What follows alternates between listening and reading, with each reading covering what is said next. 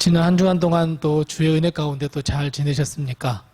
우리 계속해서 비전에 대해서 우리가 공부를 해 나가도록 하겠습니다. 오늘은 공부하기 전에 먼저 제가 목 상태가 조금 안 좋은데 또 이해해 주시기 바랍니다.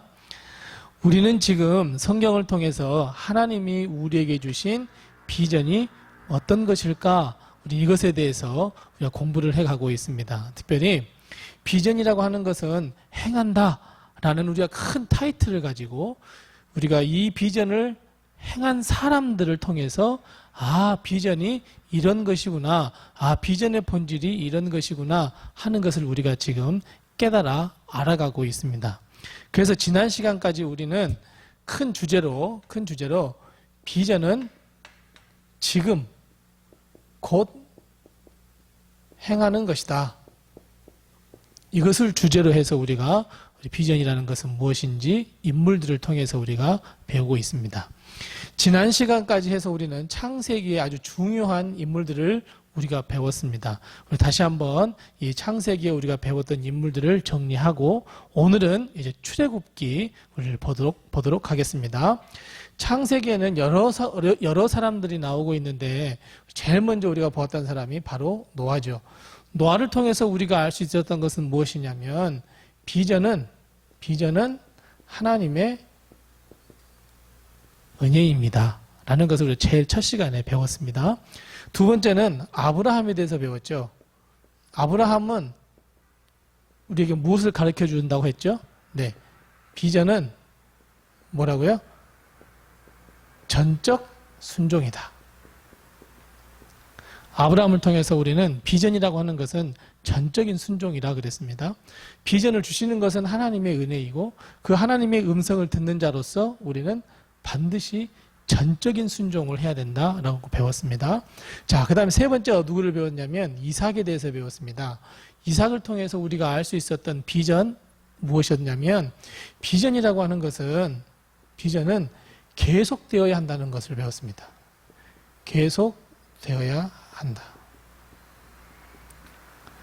비전은 우리가 컨디션이 좋을 때, 상황과 형편이 좋을 때 그때만 하는 것이 아니라 내 상황과 내 형편이 조금 비전을 위해서 걸어가는 길이 버겁더라도 우리는 그럼에도 불구하고 계속되어야 한다는 겁니다. 내 삶이 태어나서부터 죽을 때까지 하나님의 뜻과 하나님이 내게 주신 사명은 지속적으로 되어야 된다는 거죠. 비연속성이 되어서는 절대 안 된다는 겁니다. 그래서 비전은 항상 계속되어야 된다 그랬습니다. 자, 그 다음에 누구에 대해서 배웠습니까? 이삭의 아들 야곱에 대해서 배웠습니다. 야곱에 대해서 배웠을 때 우리가 내렸던 결론은 뭐냐면 비전은 하나님의 축복이다. 우리는 보통 비전하면 부담감을 갖습니다. 어떻게 내가 하나님의 비전을 이루지? 내 형편도 안 되고 내 처지도 않은데 내 상황도 이러는데 어떻게 하나님의 비전을 이루어가는 것일까? 고민을 많이 하는데 야곱을 통해서 우리가 깨달은 것은 비전은 축복이라는 말이에요.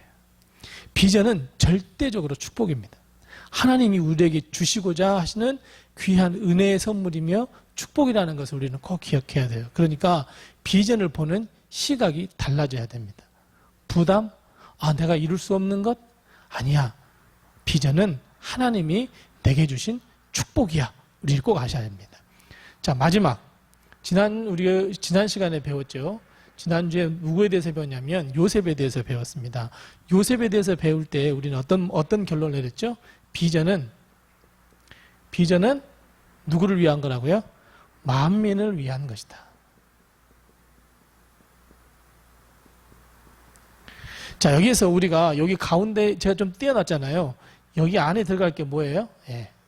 나이라는 내 자신이 가지고 있는 내가 정말 소시민 같고 정말 적은 것 같은 바로 이 나의 비전이지만 나의 비전은 결국 하나님께서 우리를 위해서 이 세상을 통해서 이루시고자 하시는 구원의 역사에 있어서 만민을 위한 것, 구원의 역사에 있어서 조그마한 퍼즐이다라고 말씀을 드렸어요. 이 퍼즐 한 조각이 없으면 만민을 위한 하나님의 꿈은 이루어지지 않아요. 그래서 나의 조그마한 비전, 비록 소시민과도 같은 나의 조그마한 비전은 만민을 위한 것이다. 그래서 우리가 비전에 대해서 쭉 창세기를 통해서 우리가 배웠습니다. 항상 맨 먼저 비전에 대해서 생각하고 이야기하고 기도할 때에 가장 먼저 우리가 중심에 둬야 하는 것은 비전은 지금 곧 행하는 것이라는 거예요. 어려운 것이 나중에 내가 조금 풀리고 나면 잘 될 거야. 내가 조금 나중에 하나님이 일을 하지. 이런 게 아니라 그랬습니다. 비전은 지금 하나님의 음성을 들었다면 이것이 하나님이 내게 주신 사명이고 이것이 하나님께서 내게 주신 비전이다 라고 하면 지체 없이 곧 행해야 된다 그랬습니다. 그래서 이 행하는 것을 볼 때 그러면 비전이라고 하는 것은 인물들 통해서 보니 이런 결론이 있구나 해서 우리는 하나, 둘, 셋, 넷, 5가지의 비전의 본질과 비전이 품고 있는 의미들을 우리가 깨달았습니다. 이제 오늘은 모세, 이제 출애굽기로 넘어가도록 하겠습니다. 출애굽기를 우리가 들어가기 전에 우리 하나를 먼저 우리가 알고 가야 할 것은 하나님은 역사를 이루시는데 반드시 사람을 통해서 하십니다. 하나님은 하나님의 역사를 이루시는데 하나님의 역사를 이루어 가시는데 반드시 사람을 통해서 행하십니다. 내가 하나님이라면요, 사람들한테 맡기지 않고 직접 행하실 것 같아요. 내가 그냥 직접 가서 할 것 같은데 절대 하나님은 그러시지 않습니다. 왜냐하면 사람은, 즉 우리는 하나님의 형상으로 지음받았다는 것을 꼭 기억해야 됩니다. 하나님의 형상으로 지음받았다는 것은 무엇이냐면 우리도 인격을 가진 인격체입니다. 그러니까 하나님은 항상 사람과 함께 하기를 원하세요. 왜냐하면 하나님의 형상이기 때문에 그래요. 우리가 우리 아들, 딸을 보면 기특하기도 하고 아들과 함께 하고 싶고 딸과 함께 하고 싶고 항상 그렇잖아요. 그런 것처럼 하나님도 사람을 지으신 후에 하나님의 형상으로 지어진 이 사람을 보면서 무엇이든 함께 하고 싶었어요. 그런데 중요한 것은 이 사람이 죄를 짓고 말았죠. 결국 이 죄의 문제를 사실은 사람의 힘으로는 도무지 해결할 수가 없습니다. 그래서 예수 그리스도를 이 땅에 주셨는데 사실은 하나님께서 하나님의 역사를 이루시는데 여기서 말하고 하자 하는 역사는 하나님의 역사, 그러면 우리는 생각하기에 이런 역사 1년, 2년, 3년, 4년, 5년, 6년, 7년 이런 시간의 흐름에 따라 되어지는 역사라고 생각할 수도 있고 또 하나는 하나님께서 도무지 사람이 할 수 없는 일을 일으키는 것, 그 기적을 우리는 뭐라고 하냐면 하나님의 역사야 그러잖아요. 그러니까 하나님의 역사라고 생각하는데 사실은 이 모든 것을 포함한 이 역사는 왜 하나님의 역사라고 그러냐면 하나님의 구원의 역사입니다.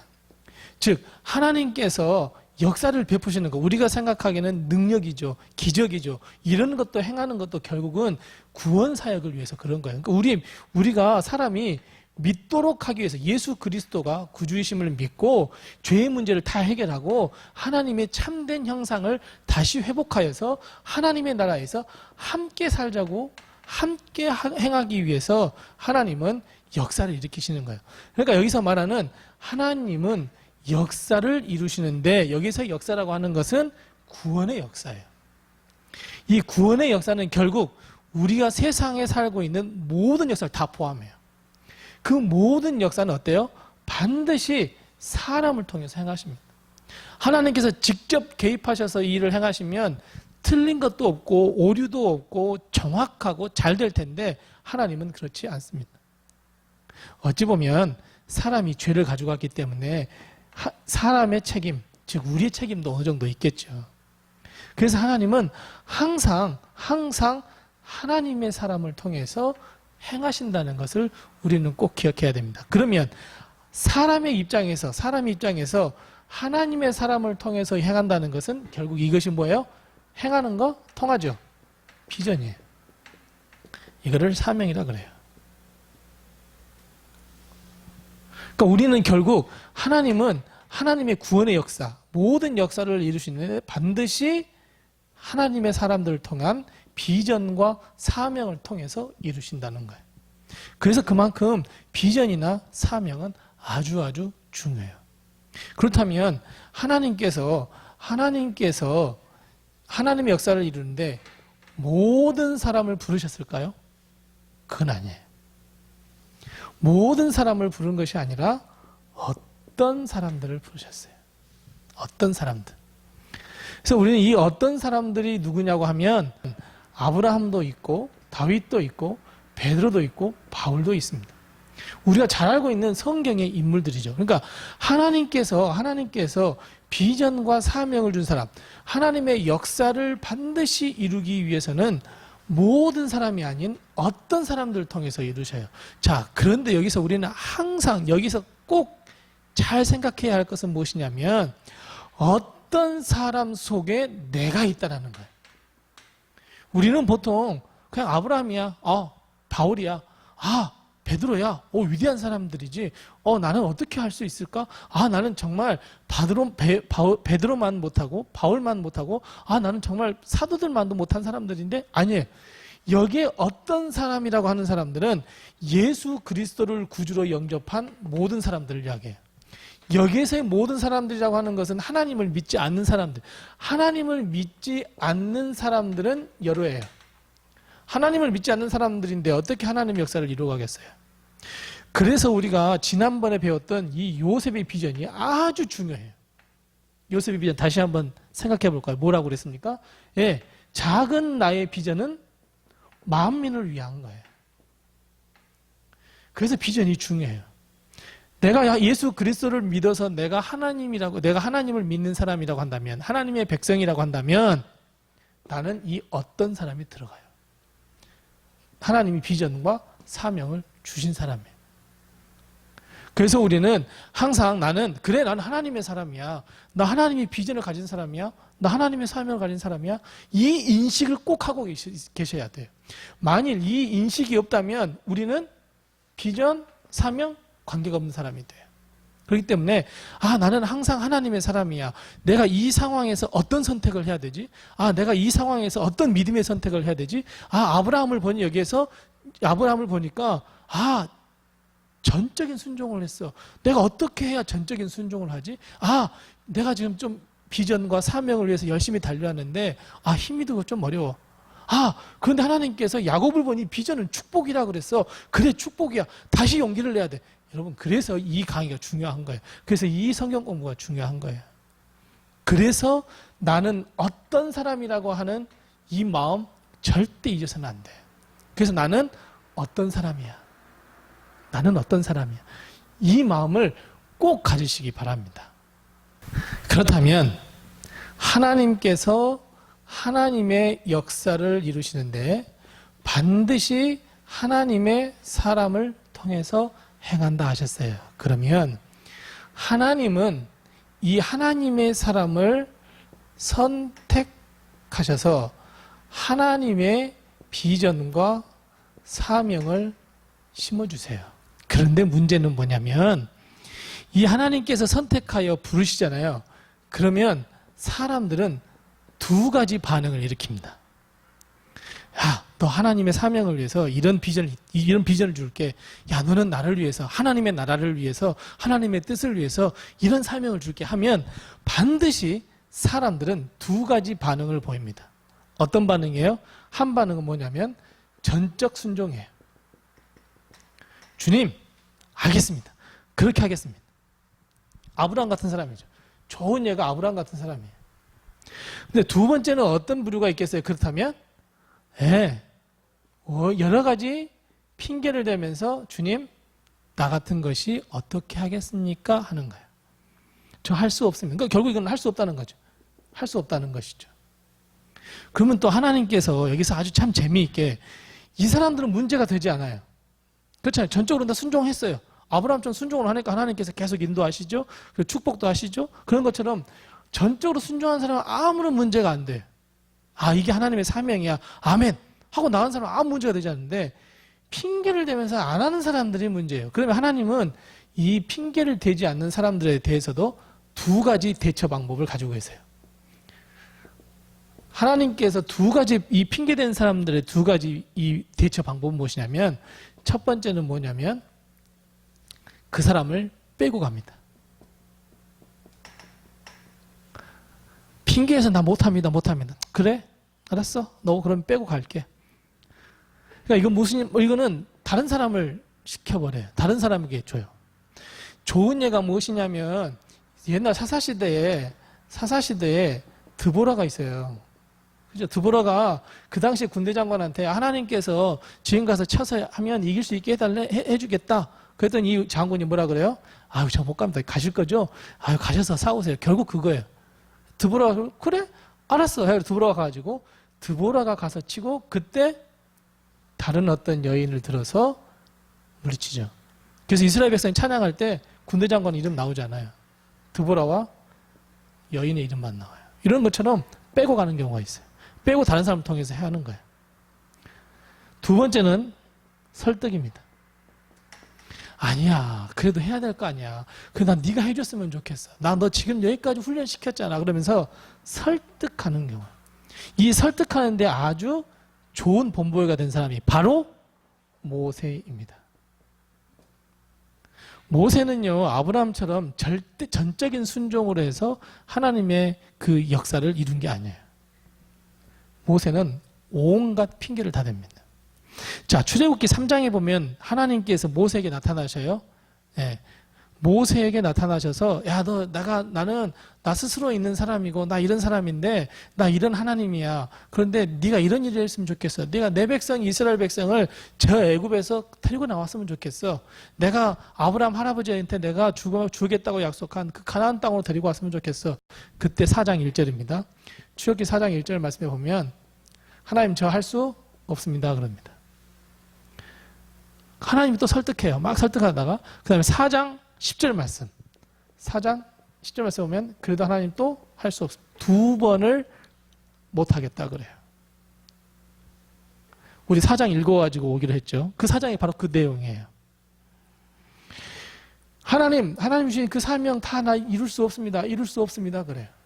어떤 핑계예요? 첫 번째 보니까 4장 우리 다 같이 읽어오기로 하셨잖아요. 그래서 4장 1절에 보면 뭐라고 핑계를 대냐면 하나님 사람들이 제 말을 듣지 않을 거예요. 이렇게 이야기를 해요.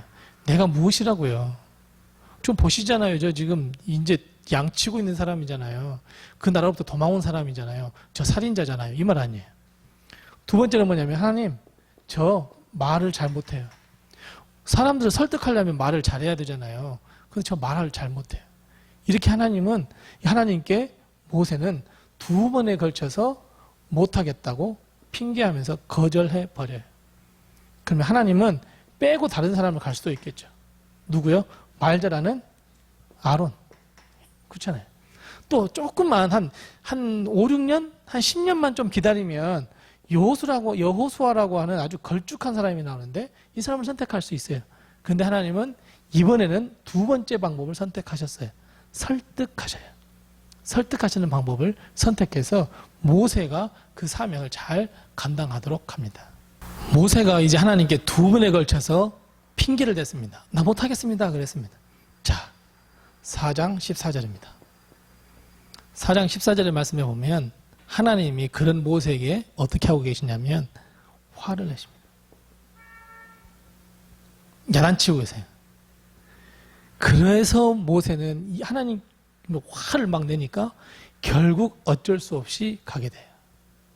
자, 그런데 왜 우리가 여기서 깨달아야 할 것은 뭐냐면 왜 모세는 하나님의 비전, 하나님의 사명에 대해서 핑계를 했겠냐는 거예요. 왜 핑계를 댔겠냐는 거예요. 왜 못하겠냐고 그랬냐. 왜냐하면 모세는 하나님을 알지도 보지도 중요한 거예요. 경험하지도 못했습니다. 모세가 지금 이때 80살이거든요. 모세가 이때 80살인데 사실 모세의 인생은 어떻습니까? 그래요. 어려서 어머니의 젖을 먹고 우리가 알잖아요. 모세 버려진 아이에서 물에서 건져내서 누가 키웠고 그 어렸을 적의 유모 사실 자기 어머니하고 자기 누나죠. 어머니가 키웠을 때에 하나님의 이야기를 해준 거 사실 그거밖에 없어요. 사실 하나님에 대해서 정확하게 하나님은 어떤 분이다 라는 거 알지도 못했고 하나님을 잘 보지도 못했어요. 하나님 어떻게 생겼지? 하나님 나를 만나주신 적이 없어요. 80년 살아오면서 동안 모세는 하나님을 만난 적이 없어요. 바로 여기 지금 이 창세기 이 출애굽기 3장에서 처음 만난 거예요. 그래서 하나님이 쭉 나타나셔서 야 나는 홀로 있는 사람이야. 나 스스로 있는 사람이야. 라고 하면서 그때 하나님이 보여주셨어요. 그러니까 80평생 보지 못한 거죠. 또 보지 못하고 알지 못하는데 어떻게 경험했겠어요? 하나님의 은혜야. 하나님의 축복이야. 이런 고백은 전혀 있을 수도 없죠. 그러니까 모세는 사실 상황으로 보거나 형편으로 볼 때 핑계를 할 수밖에 없어요. 하나님을 알지도 보지도 경험하지도 못했어요. 그런데 더 중요한 건 뭐냐면 모세가 핑계대는 걸 한번 보세요. 모세가 아까 얘기했죠. 4장 1절하고 4장 10절에서 핑계대잖아요.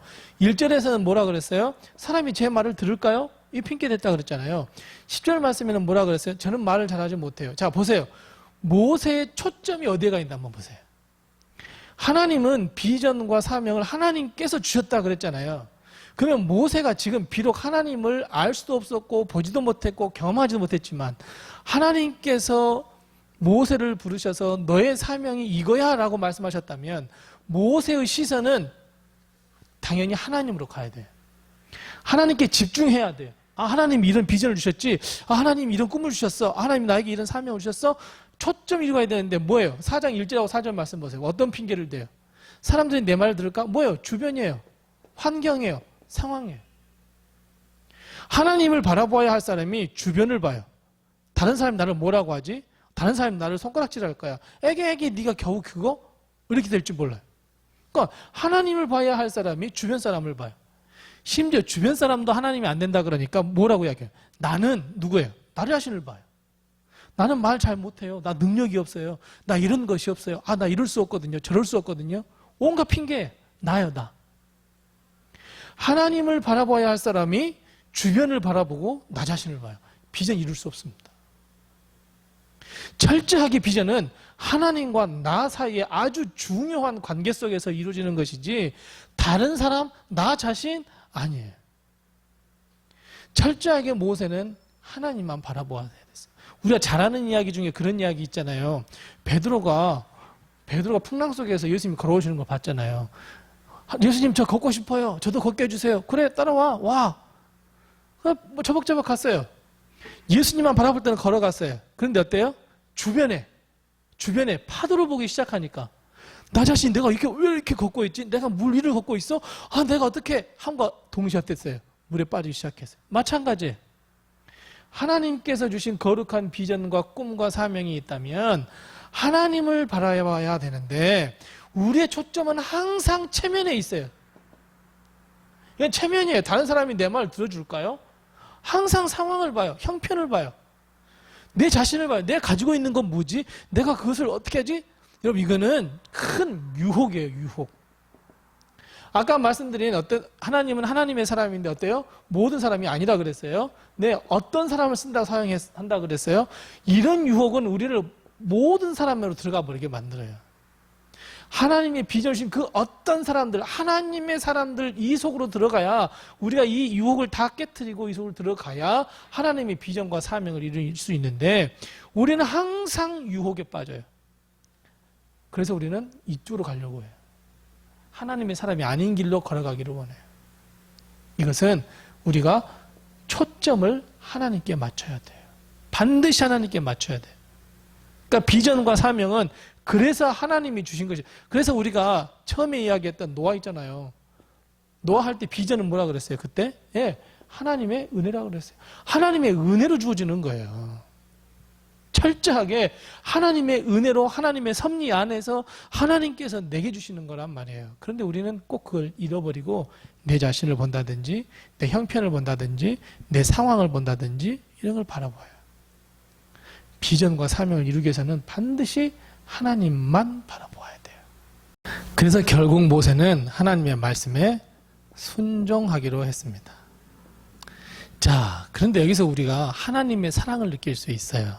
무엇이냐면 하나님의 말씀에 순종을 해서 비전과 사명의 길을 걸어가기로 결단하는 자에게는 하나님은 그냥 보내시지 않는다는 거예요.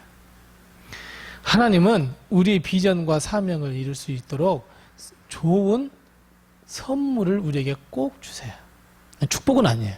축복은 요 뒤에 줄 수도 있고 요 사이사이 줄 수도 있지만 하나님은 이 비전과 사명의 길을 걸어간 우리들에게 아주 좋은 선물을 주셔요.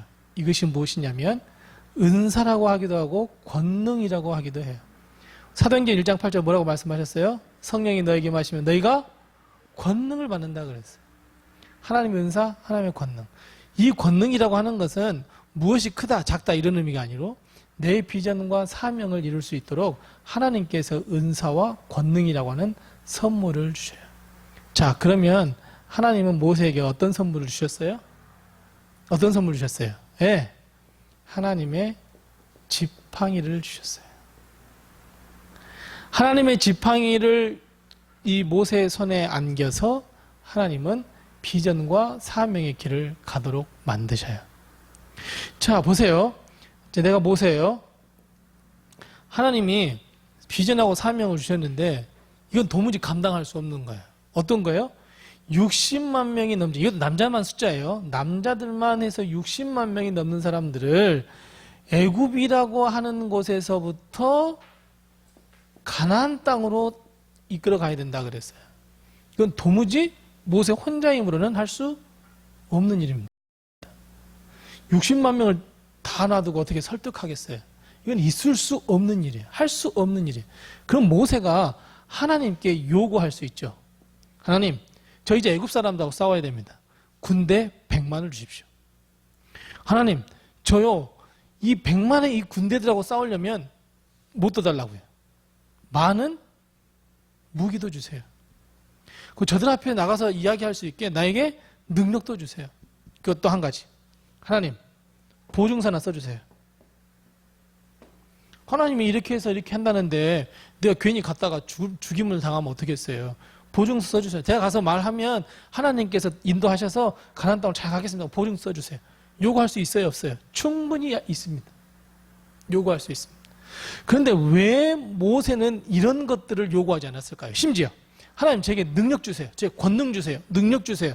우리 보통 그러잖아요. 아, 사명과 비전 있으면 그걸 이루어야 하려면 권능이 있어야 돼. 막 능력이 있어야 돼. 막 그러잖아요.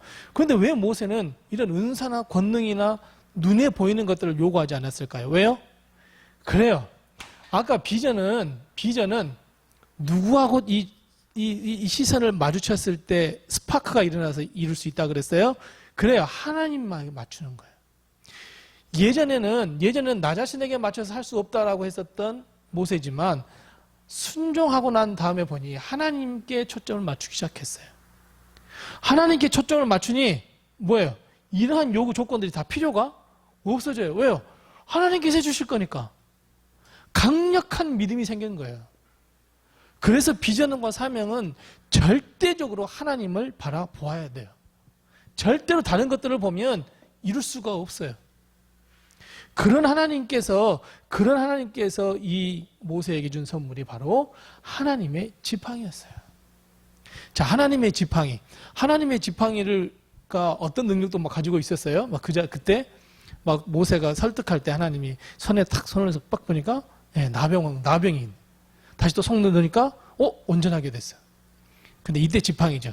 이때 그 지팡이를 던지니 뱀이 되고 지팡이에 꼬리를 잡으니 뱀이 지팡이로 변하고 이런 것처럼 하나님께서 이렇게 큰 지팡이를 주셨는데 모세한테 하나님이 하시는 말씀이 뭐였냐면 야, 네 손에 이 지팡이 들어. 너 지팡이 들어. 그리고 가. 이렇게 말씀하셨어요. 모세는 무엇인지도 모르지만 하여튼 그 지팡이를 들었을 거예요. 그리고 그거 가지고 갔을 거란 말이에요.